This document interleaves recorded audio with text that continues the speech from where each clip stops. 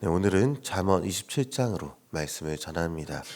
이 본문은요, 먼지 나는 세상 속에서 사람과 부대끼고 땀 흘려 일하는 현장에서의 지혜를 말하고 있다. 이렇게 여겨집니다. 그 중에서 우리가 보는 구절 중에 17절과 18절은요, 우리 인생을 빚어가는 두 가지를 소개해주고 있는 것을 보게 됩니다.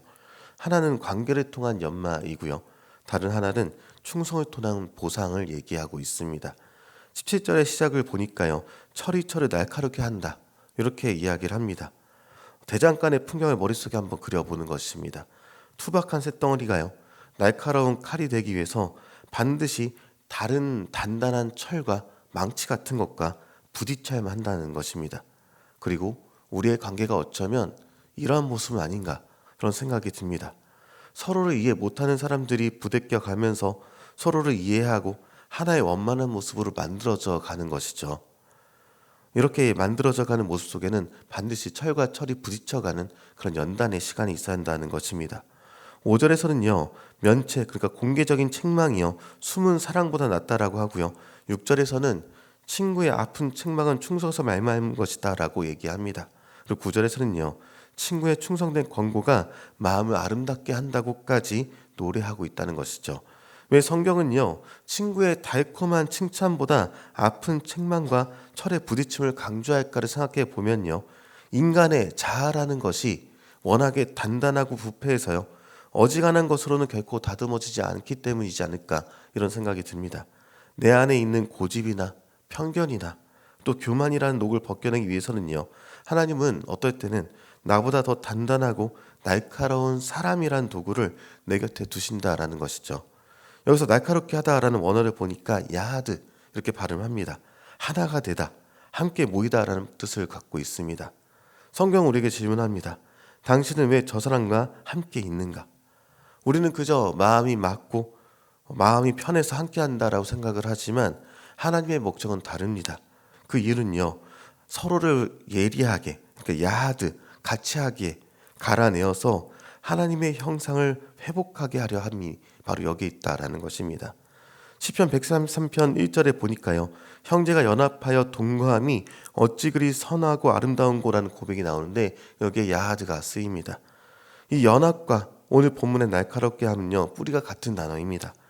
그러니까 진정한 공동체의 아름다움은요.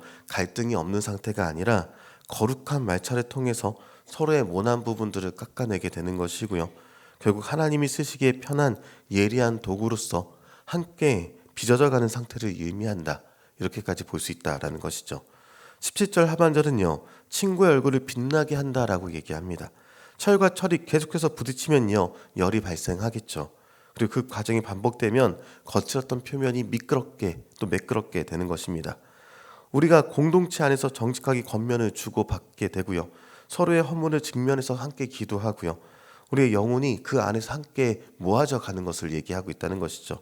억울함과 분노로 어두웠던 얼굴이 회개와 서로를 용납하고 용서함으로 거쳐가게 되면서 하나님의 평강으로 빛나게 되는 것입니다.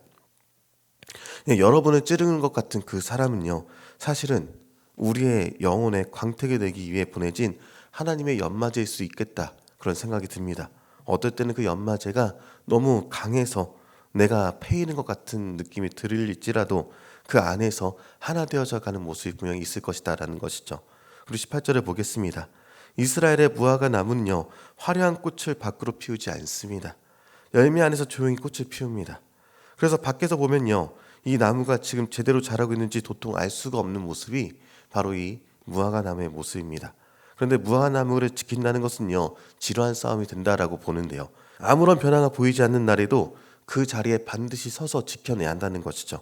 그리고 이것이 바로 우리가 처한 삶의 자리의 모습이다. 이렇게 여겨집니다. 지금 당장 눈앞에 기도의 응답이 보이지 않는 것처럼 보일지라도 가정과 직장의 상황이 어제와 똑같아 보이고 그 자리가 내 문제가 해결되지 않는 것처럼 보일지라도 묵묵히 그 자리를 지키는 사람들에게는요, 하나님께서 반드시 약속하신다는 것이죠.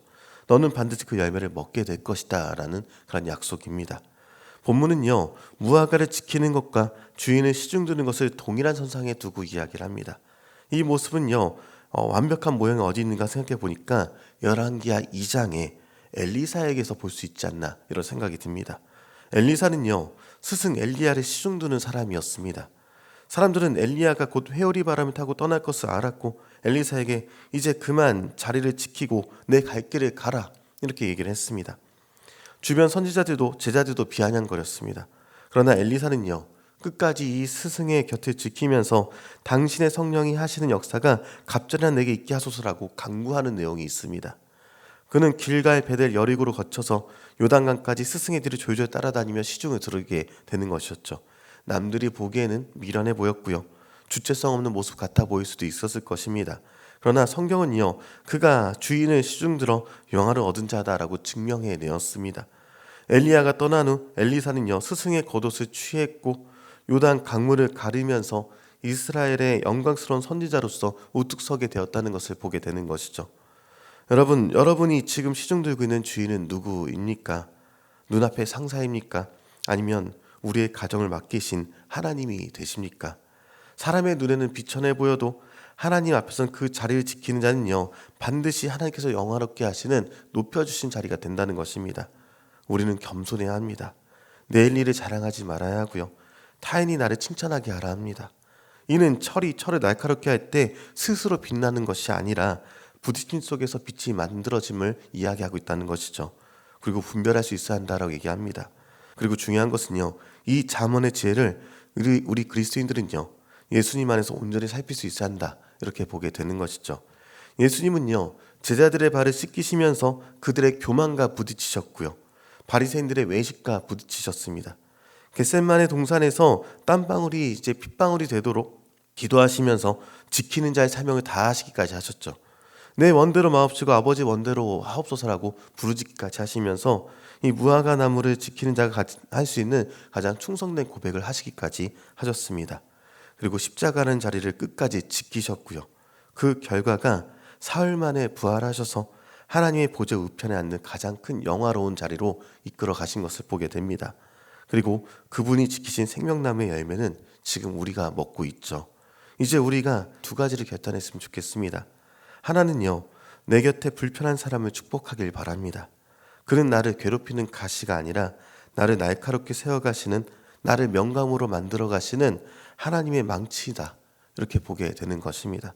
그리고 다른 하나는요, 내게 맡겨진 이 지루한 자리를, 이 지루한 일상을 사랑하게 되길 바랍니다. 남들이 보기에는 화려하지 않아도, 보상이 즉각적이지 않아도 괜찮습니다. 우리가 묵묵히 지키는 그 무화과 나무 아래서 주님은 열매를 반드시 준비하고 계십니다. 우리는 홀로 빛날 수가 없고요, 함께 부딪히며 빛나고 함께 머무며 열매 맺는 존재들임을 기억하시기 바랍니다. 그래서 오늘 하루 우리의 삶의 현장이 거룩한 대장간이 되고요, 은혜의 가수원이 되기를 예수님의 이름으로 축원합니다.